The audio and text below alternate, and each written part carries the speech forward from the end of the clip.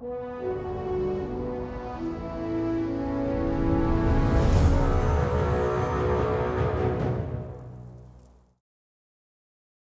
everybody.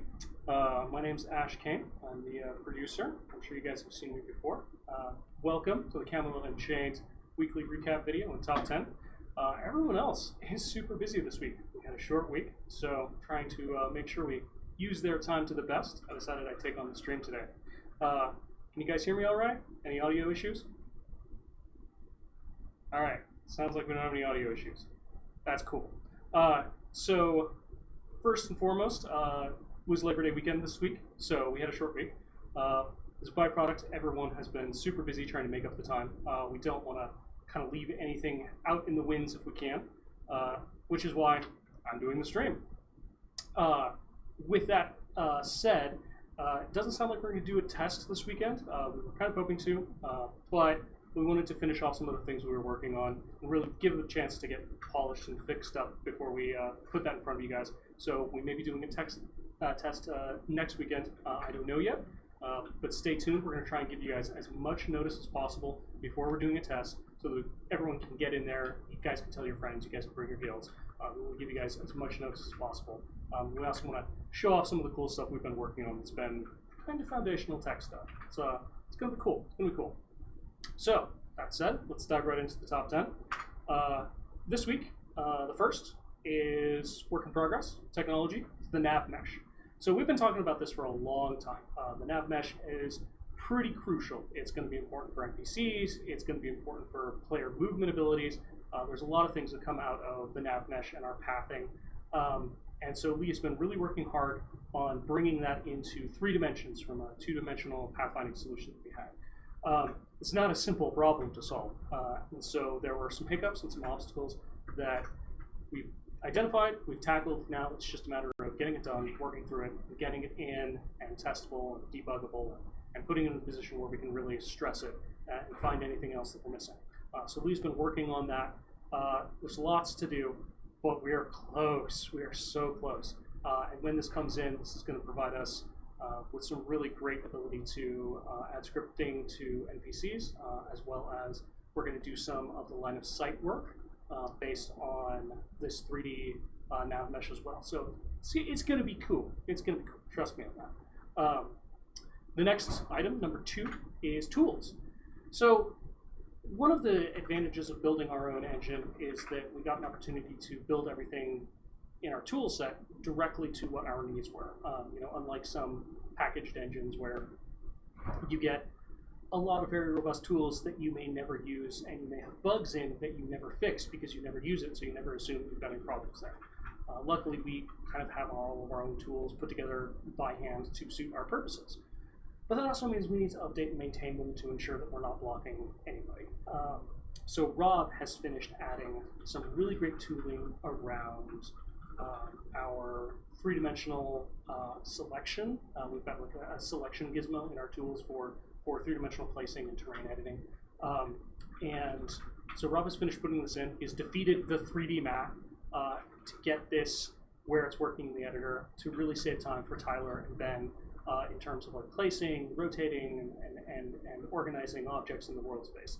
And this is going to be essential to building a world the size of CU, especially when we get into some of the more curated and hand-placed kind of props and environment pieces that we want to show off. The train system has all this kind of dynamic generation stuff, the hand-placing pieces to make it look cool, to make it look best. It's always been a pain point, and Rob has worked to fix that, and it is going to be great when they get a chance to start using that more thoroughly next week. So I'm excited about that. That means I don't have to listen to Tyler tell me about how horrible it is all the time. Tyler, I swear. Next piece of technology, number 3, is our servers. So this is the Linuxification. It's been going on for weeks now. It's been absolutely essential for us in terms of getting our costs down when we're running these giant servers to get everybody in playing. It's been important for us in terms of performance and stability to be able to get this Linuxification done, happening. And we're getting there. We're getting there. So Colin has converted the game server to .NET Core, which gives us a majority of these pieces.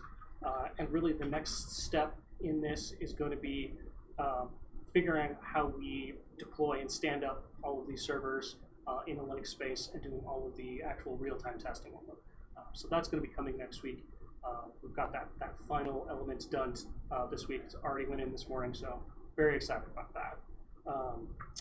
Ooh, hey, this is a cool one. So number 4, trigger volumes. So we talked about this weeks and weeks and weeks ago, months ago actually, as one of the key pieces of technology we needed for scripting entities and having entities be able to understand and send events when they're volumetrically triggered by something or an ability entering or something like that.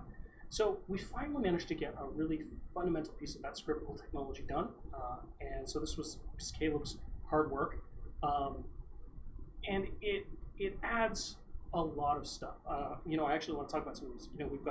We've got entity destruction, entity forwarding, event forwarding, and really stronger guarantees about ordering of entities and physics events, or excuse me, about collision events in the world space, in the game space. So that is very cool, and that kind of opens up what we can do for the gamification aspects of our scenarios and turning those into elements for the actual gameplay in CU. It's gonna be really cool. I'm really excited about it. Traps. So leveraging this technology, Christina has put together some traps that will be able to detect when an enemy player comes into the area of the trap and then trigger a specific event for it. So that's very cool. Those are going to be pretty fun when we actually get those working and not the temp versions that we have. I actually had some finalized items there. I'm very excited about that. Prediction. So number 6, tech work in progress is prediction. So Matt has fixed the threading prediction issue that we had that we had been seeing for some time that was causing issues when we were doing some of our tests. This has been a ongoing issue that we finally kind of rooted out the solution for, and it's great to see this finally fixed. I think this is going to be a lot of improvements in our playtests, especially in and around abilities and the ability prediction, because of this threading bug that it would not die. It was a zombie bug. It just kept coming back and coming back and coming back. We kept thinking we'd fixed it. So it's really great to see that this is finally fixed. I'm excited about that. Number 7, tech. NPC and creature variation. So Mike and Matt worked together on putting in this really great piece of tech that allows us to add visible variation in the coloring of NPC guards and things like that. And we'll be able to use it for creatures in the world too, so that we can have a little bit of variety from the same base model and texture for enemies. So that'll be really exciting when you get those big numbers of guards. You'll be able to see that kind of variation in them, and so that everyone won't look exactly the same based on the same equipment. So that's pretty cool. We're going to give a little bit of love to that in the future, but for what it is right now, it's pretty cool. And that's a good amount of distinction to them. All right, number 8, art, weapons. We've created a new Arthurian axe based off one of the older concepts. This was called Epic, apparently, just because it looks really, really awesome, and it's way cooler than your basic axe. So that's done. That's pretty cool. You'll be able to see, I think we're going to have pictures of that in the update email, but I might be lying. Tyler might be able to answer that. I'm sure when he puts the art email together and has some screenshots. It might be in there. I don't know. Art, number 9, armor. We completed a texture pass on a new couple of helmets for the Arthurian Heavy. This was to fix some of the tinting and stretch bugs that were occurring there. So that's going to be pretty cool. This is really interesting. So number 10 on our top 10 that has 12 items on it is procedural materials. So as we've continued to get more into Substance Designer and using that more, kind of building out our knowledge in the studio among our artists, we've become a lot more adept at creating some of the items for one-offs like locks and chains and ropes and handles. Once created, this gives us the ability to tweak it after the fact and greatly improve kind of our iteration time so that we can really crank this stuff out a lot faster and still keep that really kind of cool visual fidelity to it. Number 11 out of 10. This is fantastic. Weapon trails. So we've been testing some of the faster melee abilities to get the trails on the effects of the weapons for the weapon abilities, so that it doesn't just look like, oh, I'm swinging a sword. We get that kind of like nice big trail in it. So Mike has been working on that and working to find out which weapons don't work with it, so that we can fix that, so that when you're making fast abilities, we can have those cool weapon trails and particle effects associated with them. Last but not least is number 12, and it's animation. And Sandra has been working on NPC anim sets for our previously shown Mage the Draugr. So they don't have legs, so that's interesting. So we have to kind of make an animation that works a little bit better with them being legless. But they're pretty cool. I'm a fan of that. The animation is going to be pretty fantastic when it's done. So that is our top 10. I'll give you guys an opportunity to ask some questions. Obviously, I am a producer, and well, I know a great deal about the schedule and generally what people are doing. I can't answer any of the more technical or design-oriented questions that like Ben or NJ could. Definitely none of the technical questions that Andrew could answer. But I can tell you about our studio life, our production process, scheduling, kind of how we've been approaching things. I also know how to make a great cup of coffee, though George hates my coffee, like hates it with a passion. So I can tell you all about that too. So let's open it up. I don't know how long we'll go for. It really depends on if you guys have interesting questions and want to hear me talk for a full 20 minutes. What you got, Brian? Okay, we've got a question from Shetek from Black Willow. What ideas do you have to keep server population balanced? In some MMOs, it can get out of hand really fast, and it's very hard, if not impossible, to fix it after. Yeah, that is a really good point. This is not something you can go in and see how it works and then figure out how to fix it. Tim and Andrew and Colin have all had several meetings already to discuss kind of how to do load balancing and how we're going to do our dynamic proxy balancing for spinning up proxies and then being able to move players from one proxy to another seamlessly, essentially, so that we don't have to worry about constantly running up and spinning down servers. We'll be able to kind of dynamically put them where they need to be to generate efficiency, I guess. Now, technically, I don't know the deep technical aspects of that. I took notes in the meeting, so I can regurgitate what I saw in the notes that I took in those meetings.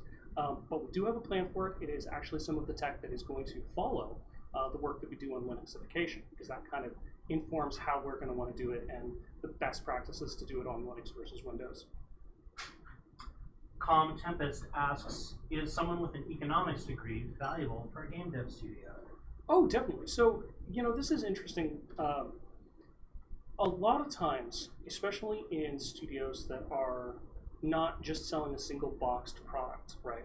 Studios that have an internal economy, either based on a real money transaction that might get turned into in-game money, or simply that have a balanced economy because their in-game currency directly affects how powerful and capable players are in a multiplayer environment. Understanding economics and an understanding of particularly that socio-economic value propositions and economics in game theory is invaluable. And you'll see a lot of job postings in companies that are building games that have real money transactions or have currency that affects a competitive in-game environment, that they are looking for people as economy designers. And one of the things they're constantly looking for is people who have a degree or a background in economics or socioeconomics to help bring the cool ideas that designers have that might be destructive to the in-game economy and kind of balance that out, as well as build economic models for how to make things scarce, how to drive certain types of scarcity in games. Like, even when you're talking about games that don't have real money transactions and online stores, you can buy real things in the game for your characters, you'll have economic models around the spawn rates and the generation rates of particularly powerful pieces of equipment. This is something that you see in, like, WoW, for instance. There is a specific model that they have for the spawn rate of particularly powerful legendary items, right?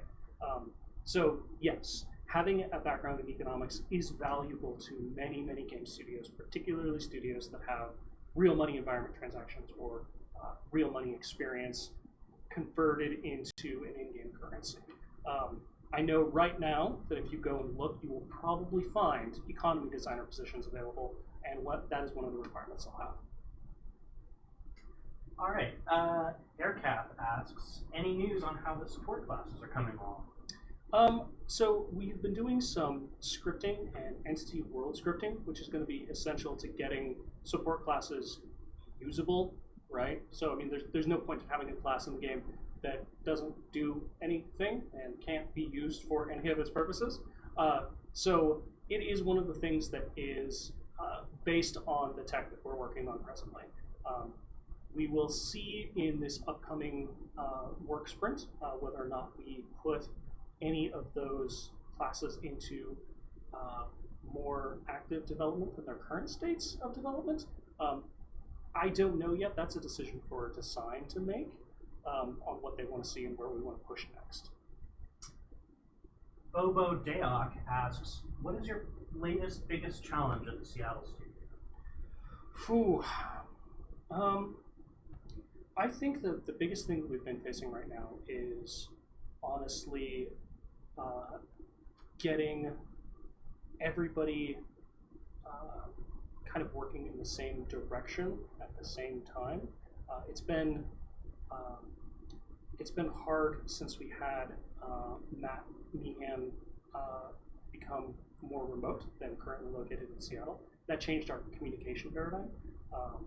So that's been an interesting challenge, at least from the production side.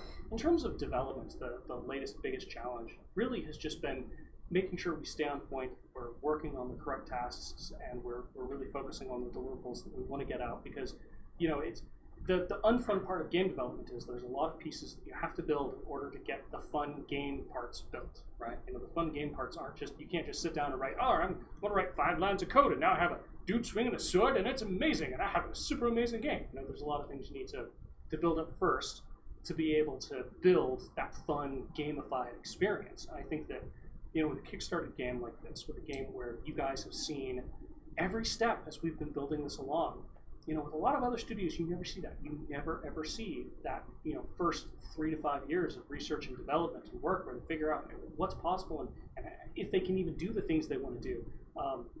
So you guys got to see all that, and we spent a lot of time making sure that it was visible and it could show you progress every step of the way. But there's parts of development where you don't always get to see something fun and flashy because we just need to get the work done so that we can start really delivering that really cool experience work, which is kind of where we have been focusing right now. Follow-up to that, Real Gobo asks, do you find it difficult having the teams geographically separated? I mean, that's always going to be a challenge. I actually don't think I've ever worked in a game studio where there has not been teams that were separate in separate geographical locations, and it creates a communication barrier always, right? I mean, it's the same reason like you consider friends who live very close to you better friends than friends who live very far away from you, right? You just don't communicate as much or as often or in the same way. And there's little things in communication like just those casual conversations or walking by somebody's desk you don't get with the remote studios. That said, we've got big TVs set up in both pits, kind of staring at the teams with webcams on all day, every day. So we kind of get a little bit of that face-to-face through this kind of portal into the other world that is the Fairfax studio. Me personally, I think it is a challenge, but at the same time, it gives us an opportunity to kind of have our own culture here and their own culture there and make better culture together by just not everyone being crammed in the same studio, seeing everybody all the time, every day. That can be tedious too. Double Knot 3679 asks, any cool things upcoming for crafters? That is more of a design question. I know that there has been some talk about what kind of items are crafted and how, and I know that we've gotten a lot of the building placeable objects the core tech done to add more of them. So really now it's just a matter of getting design and getting time in there to add those items, get models for those items, so that crafters can go in and actually craft that stuff, and then kind of getting that next level of work on the crafting system for the crafting classes specifically. But really that's more of a Ben or MJ question, unfortunately. I mean, I can tell you about the task breakdown, but as for what's cool and what's coming next, that's really their purview. Salty Chew asks, where are we at with getting tools to iterate on classes quicker? You know, we have gotten a lot done in terms of how our editor ingests the source of how this information is kind of laid out and presented for the designers. We're still generating a lot of the more complex pieces of some of these things manually. We've got an engineer whose basic full job is putting these abilities together, and that's going to give us a better fidelity on the abilities when we actually build them. And the tools, we've done some work to allow us to have like content versioning around all of the asset places, and our abilities draw from places that are kind of assets. So we're not really going to build like an editor window where you make an ability, right? I don't think that's ever going to happen at this point in time. There's just too many technical challenges with it, and it wasn't producing a faster iteration time for Ben. It was just another hassle for him and another barrier for entry for us to get cool abilities into the game. So we kind of moved down the route of just making the abilities and then pulling from data sources so that they could be updated and iterated quickly from those data sources. Which, I mean, it sounds obvious when you say it like that, but at the time when we were building some of the updates to the ability system, it wasn't that obvious. So now we're at the point where we're trucking along. We're making the abilities, making the systems that represent all of the chunks of those abilities and ability parts, and really just it's about cranking them all out and driving it home. Punk Affiliate asks, is there a roundabout range of monthly subscription to the game yet? I think MJ has some ideas for that, but I have not had that conversation with him, so I have no idea. And let's see here. Let's see if I can find another question. I'm sure there's fun questions out there. I'm surprised nobody's making fun of my glasses yet. I was fully expecting that. They are quite nice there. Yeah.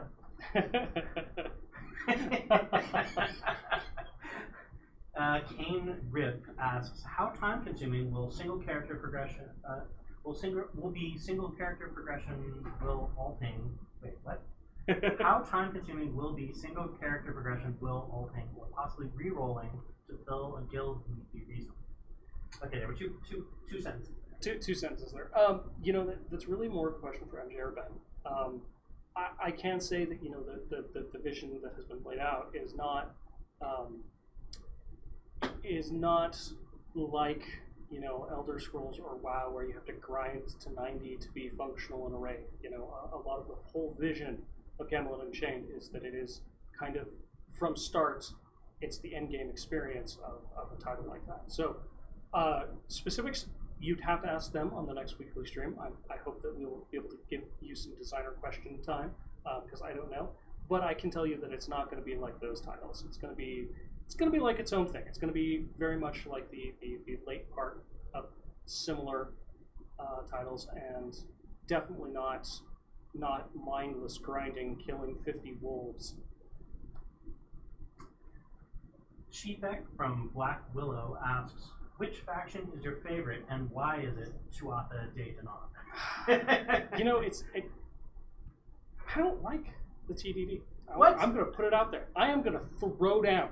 All right, Arthurian's the best. They're the best for all the right reasons. They're the only ones who have a goal to fix the world and the lore. Their classes are the only ones that are reasonable and understand the consequences of war. And to be perfectly honest, they're not daisy-eating elves. Oh man, Ash. Gang signs. You've just opened Pandora's box. No, I really do like the Arthurian. I really love the lore for the Arthurians. I think that, like, as a faction, as a story, that really resonates with me. And the classes, especially seeing the classes as they were being built and designed, like, I love the Arthurian classes. I think the Black Knight and the future Mage Knight classes and the Physician and the Fire Warden are all super cool. And I like them. I think they're badass. Real Life Gabo asks, if you could get any IP of any work to make a game for, what would it be? Oh man, that is such an open-ended question. Me personally, for imagining this team building a game off of this IP, I don't know. There's several. I would love to see the world space of the Mistborn series turned into a game. I think that would be an incredibly cool game space, especially as a multiplayer game. Like, if you haven't noticed, I have a penchant for multiplayer games. I keep working on them. I like them quite a bit. But at the same time, like, there are some pen and paper IPs that have never gotten a good game treatment, and like the Palladium Rifts world, I think would be a hilariously entertaining game to turn into an MMO, just because it would be chaotic madness and it would make no sense and it would be impossible to balance and everyone would hate it, but it would have a huge cult following for years. So it would be basically just like a pen and paper game. But I don't know. I'd have to spend a lot more time thinking about that question. CSE George asks, have you found Sarah Connor yet?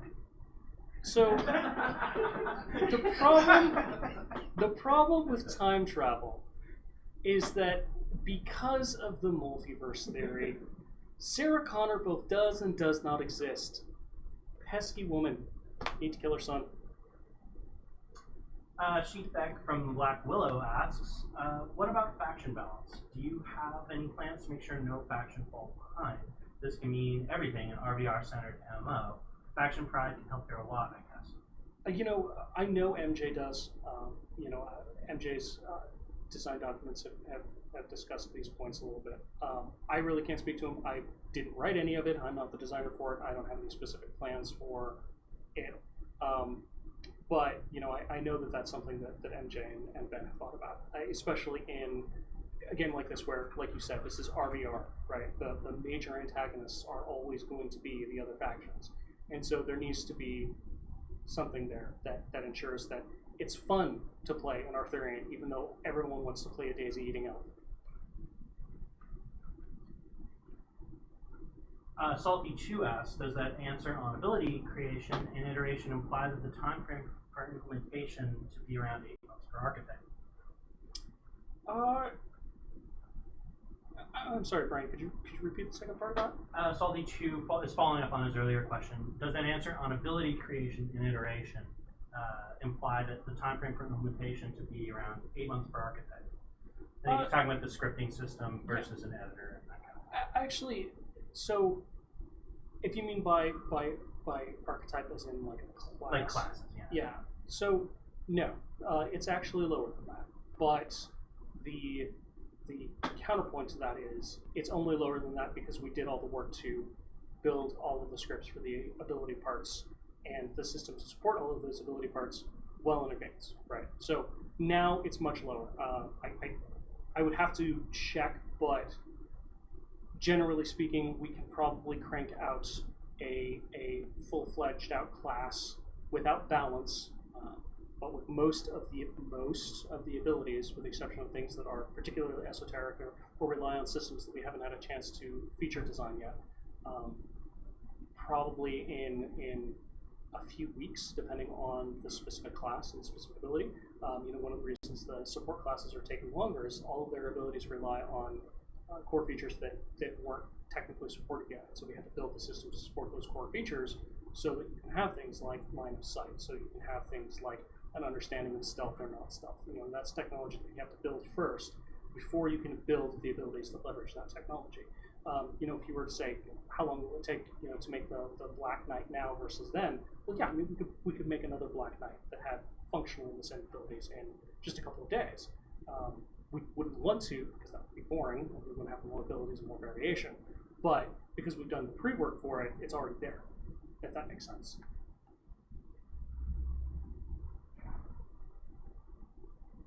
Okay, just looking up for another question. Yeah, no problem. Don't want to leave these guys in echoing silence. You made it sound like you were going to say something, so I didn't want to assume that you were not going to say something and interrupt you. Namulak asks, what is the closest fast food to this new office location? Oh, it's terrible. So there is a McDonald's like 120 feet away. Like if you go out our main entrance and go in a straight line, you will walk straight into the door. Like you don't have to turn or anything. Like you'd have to go up some awkward hills where there's no steps. But if you just went in a straight line, you could actually get directly into a McDonald's from our front door. It's awful. Brian is over there every day getting McDonald's, and he's evangelizing. Right now, you can't see him, but he's evangelizing McDonald's off camera. He's doing like the golden arch thing, which I refuse to do for copyright reasons. And so everyone is over there eating fast food from McDonald's all of the time. However, there's also a Starbucks kind of equidistant, being the caffeine junkie that I am. I'm constantly over there, so it's not like I have any stones to throw. So I'll throw paper clips instead. Sheepek from Black Willow says, ew. Right. Let's see here. Kane Rip says, any chance there will be arenas with leaderboard 1v1s and 3v3s? Could be pretty awesome with the Camelot Unchained class designs. I don't know. I haven't seen any designs for that from Ben or Mark. I had heard that Mark wanted some kind of dueling system, but that was part of the conversation that I overheard, and I didn't actually get any details on it. So I don't know yet. I would assume that like every major, game that has significant faction combat, there will probably be something along those lines, but I couldn't speak to any of the design or the intended vision for that yet. Grimslag asks, since CU will have a player-driven economy, what steps are you designing into the game to balance out inevitable player hoarding and controlling resources to create shortages and artificial inflation, such as what was done in Eve? Oh, that was great in Eve. Again, that's more of a question for Ben and MJ. I know that one of the core tenets of this about having your physical ability to carry things be a strong limiter on your ability to hoard and manage things, and the fact that you could only hoard so much before someone would be able to go and physically take it, because the physical space of the stuff was going to be an important factor. It has its own balancing risks, and there's other concerns we'll have to think of. Having an economic model that is dependent on that physicality of it, and having to carry only so much gold because it's as much as you can physically carry, as well as only being able to have things in certain spaces based on what plots you own and whatnot. It's complicated. It is a complicated question, and I'm absolutely positive that MJ and Ben have given it a great deal of thought. I haven't read the economics documentation yet.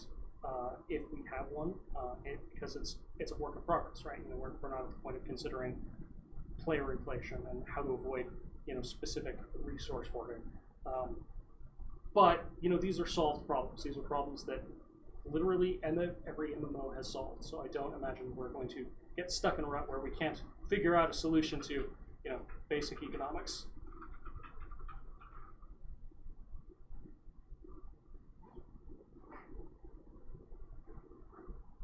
Okay, just looking for another question, folks. Go ahead and keep submitting your questions our way. What time are we at, Brian? It's 1:35 right now. All right. We probably go for another 15 minutes or so.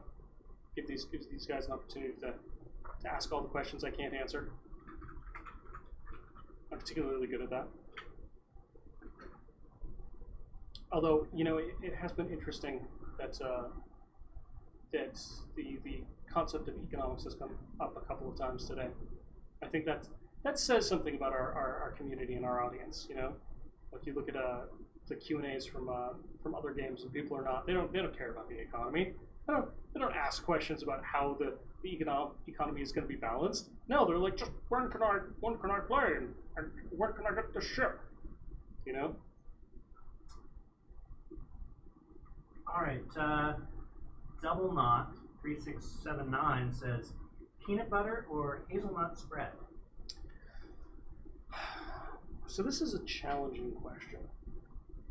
I really like peanut butter, but oftentimes peanut butter is just not the flavor profile that you need. Whereas hazelnut spread, I don't think I like it as much, but is often way better in instances where you want some kind of sweet spread to go on a dessert or a dessert bread. And the hardest part is I try and have a low carbohydrate diet, and every hazelnut spread is like 55% sugar. So I can't really have any of them ever, which leaves me to peanut butter, like sugar-free, like a carb-free peanut butter. There's actually some really good brands that are out there. So even right now, my lunch in the fridge over there has peanut butter in it. So I'm gonna have to say peanut butter, but it's as a default, a de facto, really, because the reality is, if I could just eat spoonfuls of Nutella every day, all day, I would do that and then die from diabetes. It would be a horrible, horrible death, but a delicious way to die. Okay, I want to interject. Everyone make sure to Google Jordan Schlansky. CSE George asks, is that your charging cable plugged into the wall behind you? Actually, no, that's it's one of the other cables for the camera. I was actually really confused because I thought, like, did my charger get plugged in? Like, don't do that. It's not funny. Nanulak asks, is that Viking blue on the wall behind you? You know, this new office space that we got in the Kirkland office is a lot bigger than our previous space. It's really, really nice. I would not say that it's a Viking blue, but I can see it. It's more of a, like in meat space, it's more of like a light kind of gray blue, teal gray blue. Yeah. I wonder if the lighting is making it appear more blue than it actually is. Or I could just be really colorblind. That's an option too. I'm not going to roll that out. Nufu asks, what are heavy, medium, light weapons? Can't find anything about it. Bows are medium, for example. So, you know, this is the differentiation on the weapons is kind of goes into the speeds on the abilities. And it's a perfect question for Ben. He's got a really great explanation for it. I couldn't answer with the eloquence that he did, but as I understood it when we were putting things together, you know, there was like the one-handed weapons, and then there was like the heavier one-handed weapons that were kind of more of the medium, and things like bows, and then there was like the very heavy like two-handed weapons. But again, this is me paraphrasing things that are in a technical documentation turned into something by engineers, not actually a really good design answer like Ben could give you. Blacktorn on the YouTube chat asks, okay, since I do not have a clue on this, what are the main challenges when you tackle planning for games? Is it easy to get an insight on task completion time? So, one of the things that you will find often in game development is everyone looking for a new way to predict how long things are going to take. And it's because game development is, at its core, software development plus, right? You know, the idea of producers in game development originally came from, I think it was Activision, or one of the pre-Activision companies, and they had the idea that the game producer would kind of be an overseer and kind of like final mixer of a game, like a record producer is. That's where the term came from, is actually that idea. Now, that's very rarely the case in the industry anymore. Most of the time, producers come from a more project management kind of background. So the major challenges in planning a game are in getting the design and the direction in place to be able to break it down. And this is one of the hardest parts of game development in general is, even if you have the coolest idea, taking that cool idea and decomposing it, breaking it down into the individual pieces that will be necessary to make that idea work is incredibly challenging. It's like reverse engineering something that doesn't exist yet, and that's one of the reasons that you need people like producers, like you need senior engineers who can sit down, think through it, imagine that final space, and then kind of start carving it into pieces to say, okay, well, we've got this vision, we've got this idea, and design has given us how it's going to play and what the experience is going to be like, but what is necessary from where we are right now for technology to build that out? And with a game like CU, one of those core visions was a huge number of players fighting each other.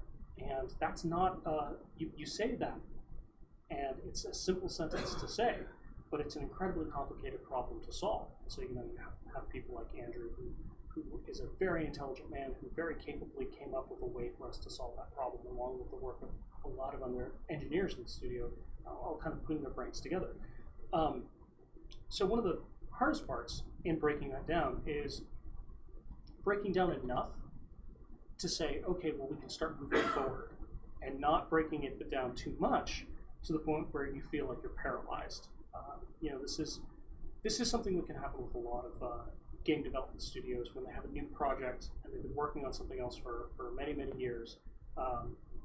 Is once they've got it broken down, they go too far. They get too granular with that breakdown, and suddenly it sounds like they've got a million years of work to do because they've got 30,000 tasks that they generated to make this idea that they have, and they won't do anything because it seems impossible at that point in time, right? So it's finding a balance, right? Breaking it down enough to say, all right, so these are things that we can deliver, we can act upon, we need to do this first in order to deliver these things later, and then as you go along with each step, you get a little bit more granular, kind of one slice at a time, and you get a little bit more specific one step at a time to really be able to deliver objectives and goals and not worry about necessarily how it's achieved, unless the how becomes an important part of it, right? Like a specific requirement of one specific thing you need to build.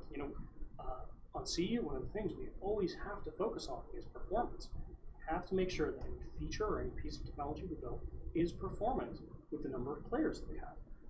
And that requirement has to get baked into every technical discussion. It has to be an assumption that we make moving forward with every piece of planning, is that, all right, well, is this going to be performant out of the box? If not, we have to schedule time to ensure we do those optimizations to make it performant.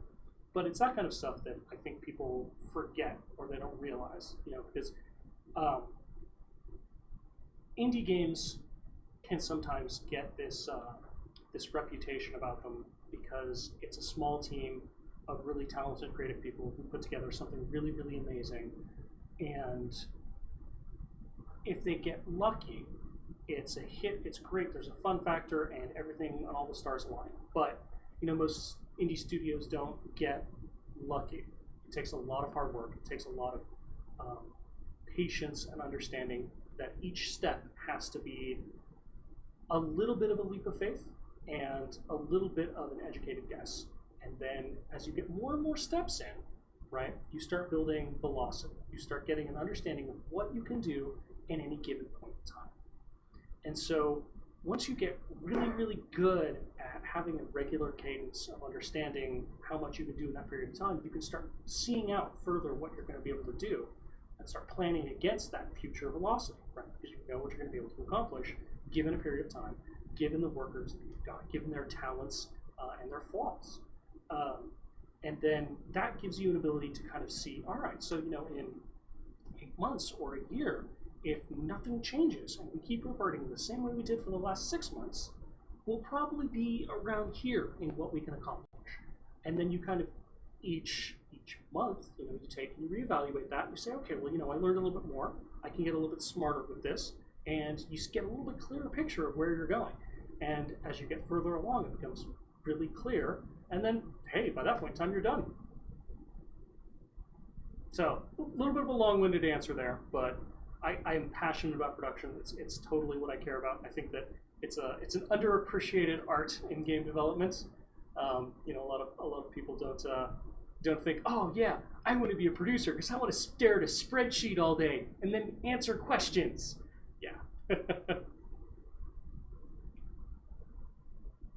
All right. 5-minute warning, folks. Minute warning. Let's see here. Dr. Gankenstein asks, sorry if this has been addressed, but if there isn't much of any PvE, how can I progress my character if there aren't many or any enemy players on? Well, keeps having PC guards, etc. Sorry I've been gone. Oh yeah, no, this is a really good question for design. I can only answer in very high level. Obviously, I'm not a designer. I just read their documentations and paraphrase. As I understand it, there will be objectives in the world that you can achieve to gain progression that are there regardless of whether or not there are other players actively on, and that will include things like guards. And progression doesn't only come through combat. Obviously, Ben has spoken at length about the various types of progression that there's going to be, and because the game experience is a little bit more about that kind of like end game. You're not killing 50 wolves, to turn in this 50 wolves quest. It's going to be a model for progression that's based around more of that kind of end game motion where you're just you're getting those rewards from the kingdom based on your accomplishments. So as I understand it, as Ben and MJ have gone over it, there's always going to be something to do that relates to your faction in the struggle, or individual in terms of like crafting and things like that. But it's never going to be part of that kind of MMO hunt and grind. I don't think that's ever going to be something that either you have to worry about or don't have to worry about. Nanulak asks, just popped off my screen. Will players be able to change the colors of the overhead names of opponents? I don't think we have ever explicitly planned for that feature. As I understand in the UI, that is presently hard-coded. I could be wrong on that. I don't want to quote on that. We don't have any particular tasks in for that feature right now. But if that's a feature that you guys really care about, let Brian know. We can see if that's something that we want in our vision, and Ben and MJ can decide if that's something that they want to design out for technical reasons. I don't see the UI is model. Yeah, exactly right. Plus, the whole CU UI is that web framework, and it's totally moddable. So if somebody wanted to make a mod that was a color picker for that particular type of in-game space, might be possible. I don't know. I can't quote that it's 100% doable. It might be possible. Either way, if you guys feel strongly that that's a feature you want, let us know. I can see value in it, but I also would get really, really confused really, really fast without some strong understanding of color schemes about what player medals were versus if I started changing them around. Yeah, I would confuse myself with that feature. I would ruin my game. Yeah. Bobo Deok asks, what do you like most about CU so far? I really like the building and the building destruction. I think that is, to me, that is probably the coolest play feature. In terms of what I like about CU the most, I actually think that it's the overarching design of it being that kind of realm versus realm. None of the standard MMO grindiness. Like, those are the reasons I never played MMOs, even though I loved multiplayer games for a long time. So I couldn't click the stupid thing to hunt the stupid wolves. Whereas, CU, one of the reasons I applied when I realized I had to move back to Washington, California, one of the reasons I applied specifically here was because the design explicitly said we're not going to do that, and I love that idea. I loved having that realm versus realm real combat experience. But then seeing the building and coming in when Andrew was landing the building destruction, seeing that kind of come together and be able to sit and set up a siege weapon and just demolish a building that was player created in real time, and then watch it tumble and fall down. That is so cool. That is seriously one of the coolest pieces of thing I have ever seen in a multiplayer game. And I cannot wait for the opportunity to go out there and lay real siege to people's castles in game. That is going to be so cool. What's our time, my Brian? We are ready to wrap up. All right. Looks like that was the last question for the day. Cool beans. Thank you guys so much for joining us today. Thank you for all of your questions. Stay tuned for the email that's going to go out like it usually does. And thanks again, and I will see you in the game. See, I did it. I did it. Thanks, guys.